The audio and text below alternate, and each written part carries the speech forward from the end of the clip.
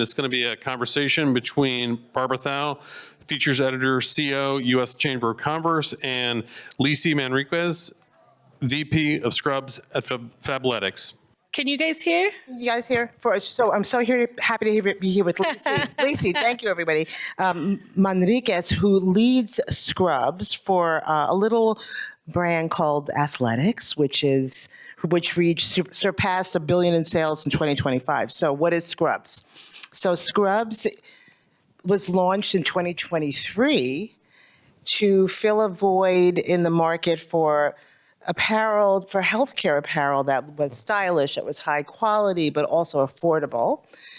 What's so interesting about this brand category expansion is it's really a case study in smart category expansion. I mean, in 3 years, right, 2023, the brand Scrubs is now a $80 million profitable business. So take that in. And what Lisi's done is interesting, but in terms of the growth strategy and what she leaned into, this blueprint for success that was really about identifying key customer demand signals early, and then capitalizing on what worked, and then turning those growth signals into sort of like a repeatable revenue driver across the channels, Fabletics channels for Scrubs. So that's DTC, that's your stores, and then even B2B. So we're lucky to be able to have some real meaty insight on what it takes to enter a new category and then to drive sustainable growth. So thank you. Welcome. Yeah, fun to be here. Happy to be here with you. I have my cheat sheet. I just want to level. I need a cheat sheet. I go nowhere without the cheat sheet. So just to level set this market, however you want to define, well, the healthcare apparel market, there's different numbers. It's a $42 billion market, by some accounts, and it's also a really fast growing industry. I was curious about what the void that you saw in the market was, and then to fill with Scrubs, and then who your target customer is. Yeah. So the Scrubs industry, it's 1 in 10 people in the US wear Scrubs to work. So I feel like if you guys raise your hand, how many people know someone that wears Scrubs? It's going to be a lot of us in here. And for it being such a huge industry, we felt like there was a lot of white space, right? There had been some players that were modernizing Scrubs, but for the most part, it was extremely underserved in terms of innovation, fashion, fit. So Fabletics saw an opportunity to penetrate the market. We knew that we could bring fashion, performance, bring it to at an accessible price, right? Yeah. To the market. And we have this established customer base. So 1 out of 10 people wear Scrubs in the US. We gathered as much data as we could from our current base, and we knew that it was 16%. So it was a little bit higher. So we had 400,000 of our VIPs that were wearing Scrubs. It wasn't. And your VIP members, because it's a real members, this is right. Athletics as a real membership model, and there were that many people. Right. And it was interesting because it wasn't enough to overlap with the market. We needed to know if we launched Scrubs, would they buy from us, right? So there's a lot of overlap, like everyone wears shoes, right? But there's a lot of brand loyalty with shoes. If we launch shoes, would you buy shoes from us? So we had to get that proven, validate that there was going to be that demand for us. And there was. And so we launched 3 years ago. We just turned 3 last month. And so who's our customer? It's the healthcare worker that values, feeling fit, wants to be comfortable all day, right?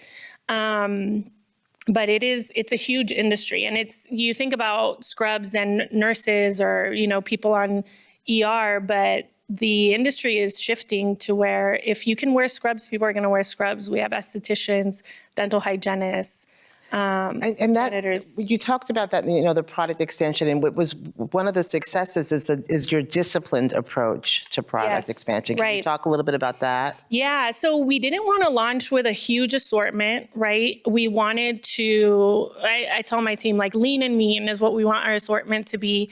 We took hero styles, which we know from, studying the industry, we know that there's some hero styles. And we wanted to buy deep in that inventory, right? We never wanted to be out of stock.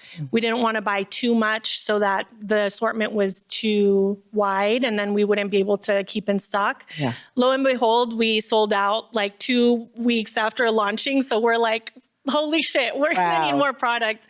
But yeah, we're taking a really disciplined approach where we don't want to spread ourselves too thin, essentially. And so that sort of ties into, I'm curious about, we should just level set a little more. So Fabletics, I said, you surpassed $1 billion in sales last year. You're clearly growing market share and becoming even a more dominant player. Something's working, in the industry, in athleisure. What are the best practices? Shout out to the growth team. That's right. Right on. Look, they're raising their hands. I'm curious about what's important to say about how you applied learnings and best practices from Fabletics at Scrubs. Yeah, so this isn't our first time doing a category expansion. I joined Fabletics in 2019 when we were launching men's. Very recently, we launched denim, which I'm wearing. Very cute. So we have built sort of a playbook around category expansion where we start with customer data, customer demand, right? That's just emphasize how important it is to know who your customer is and everything about them, right? Then you want to validate demand that if you launch a new category that they would buy from Fabletics, which they're hopefully a member of. Yeah. And then lastly, you want to keep an eye on the category post-launch. What are people resonating towards? And at Fabletics, for all categories, we stay really close to the customer. So we bring customers to the office. If we have a new style or a new color, we test it out with member groups, et cetera. Especially for Scrubs, we want to create what they want to see from us, right? So we stay really close to the customer demand. In terms of membership enabled, you said rapid testing and iteration. Tell me a little bit about that. Yeah, we'll do tons of surveys, member groups. We have a feedback loop with the membership, right? So we have How many members? And you have how many members? For Fabletics? Yeah. It's over 2 million. Oh my God. So over 2 million. huge. So, Yeah. and then for Fabletics, for Scrubs, we have people that came to membership through Scrubs. And we also have our existing customer base, which is about, 400,000 in total. So we have this feedback loop because we know what colors are resonating. We know their repeat purchase signals, and we take a look at all of that because really every month it's kind of a gamble. We're launching a new product and I can't even tell you the crazy colors we risk it with. Pink. Lots of pink. Rainbow. I wanted to get into a little bit of the nitty gritty of the Lisi strategy in terms of I thought it was kind of unpacking what some of the success, and so you identified signals that matter, right? And I guess I want to get a feel for just like taking it out of the abstracts. What are the signals and the success metrics? And then how does that play out in terms of generating ROI? Yeah, I mean, the signals that we look at, one is our customer metrics, our LTV, merch purchase rate. If you're part of a membership, we're going to hope that you're coming to us once a month, if not more. So we take a look at that, and then we also evaluate on SKU performance. So the rate that certain styles or colors are selling, we stay close to.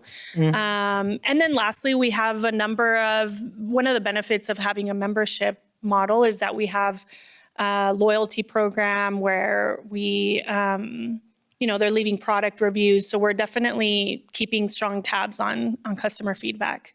I think that you think that some outrageous number of your customers are members, right? Isn't it something like 80%? Yes, we're mostly a membership. A membership yes. basic, and there's free membership and there's also paid membership, right? Or a combination? Our membership model is, it's a little, you can buy without being a member. Yeah. But it's a token-based membership. So we will charge $69.95 a month for a membership credit.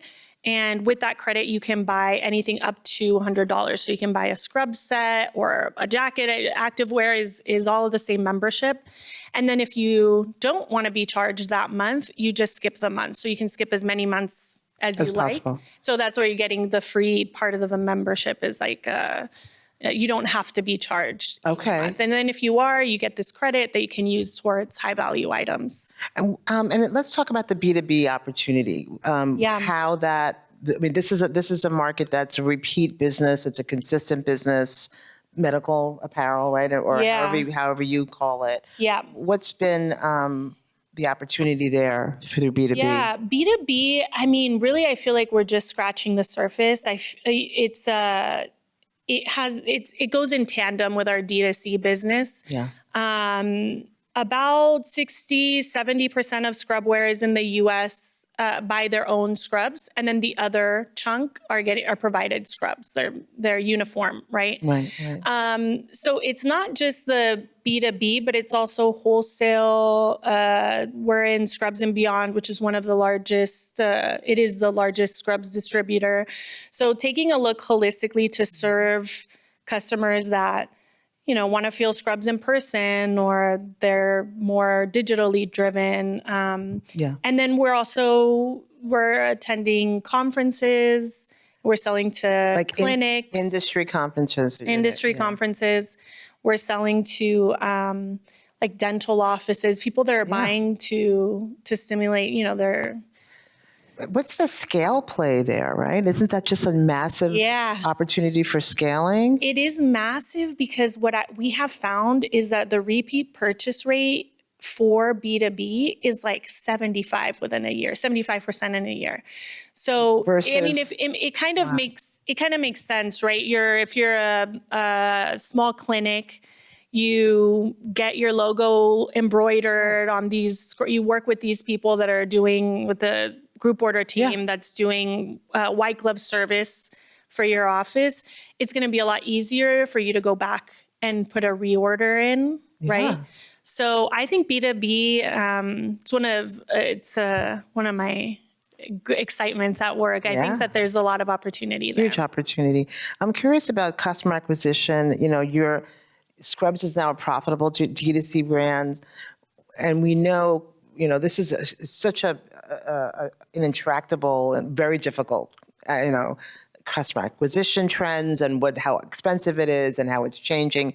How are you thinking about that, given the extremely high costs in that space and the landscape, and just how have you made that work? To be honest, great growth team, but also this industry, at least, we have a great product market fit, right? So we get a lot of organic traction to the brand just because there's not a ton of players in the space right now, and people are coming to us organically looking for that performance activewear scrubs. So it has been, we've seen really exciting growth in the past couple of years. In terms of, I'm curious, I know that, and we didn't talk about this, but the marketing that you found that's worked for this segment. Yeah. What can you talk a little bit about that? Yeah. It's a very specific audience and. Yeah, I think so. Like I said before, I think overall this is an underserved market. There hasn't been a ton of innovation. Mm-hmm. The scrubs that were out there, very functional, but not super fun and not this is like kind of new to scrub wares.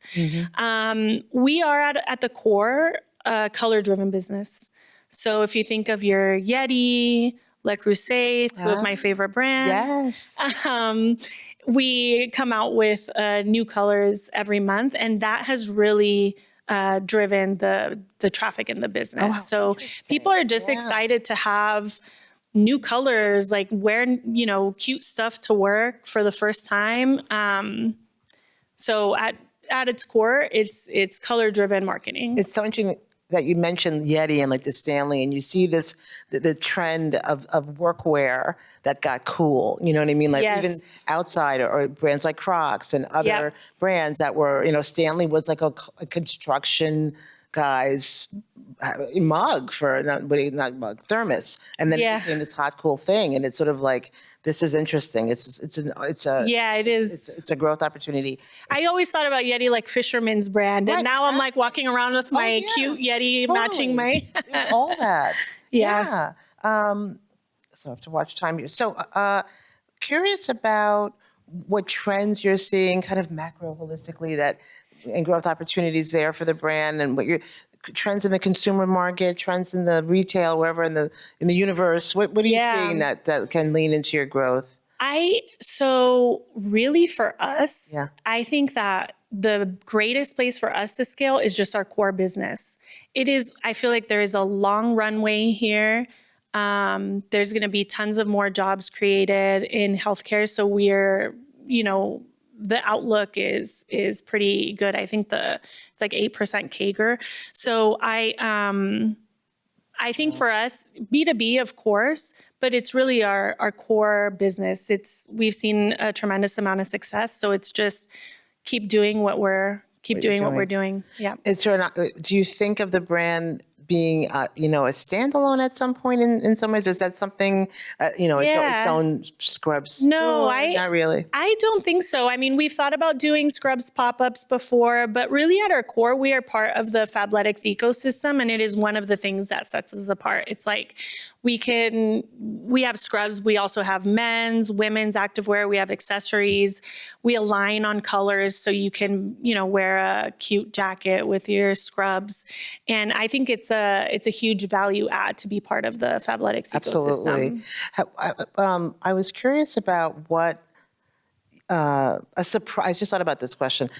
Something that was a success, be it a way you went about business, a marketing campaign, a tech activation that you were like, oh my God, this worked. Yeah. And that you're like, oh, I want to do it again. Does anything come to mind?